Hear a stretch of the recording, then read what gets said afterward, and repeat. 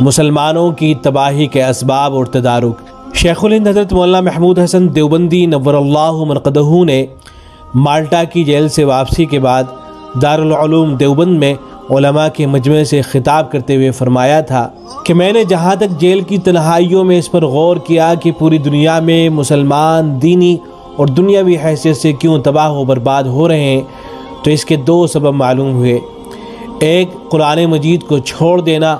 دوسرے ان کے آپس کے اختلافات اور خانہ جنگی۔ اس لیے میں وہیں سے یہ عزم لے کر آیا ہوں کہ اپنی باقی زندگی اس کام میں صرف کروں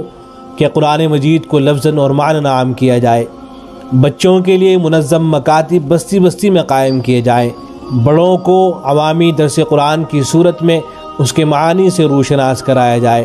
اور قرآنی تعلیمات پر عمل کے لیے آمادہ کیا جائے،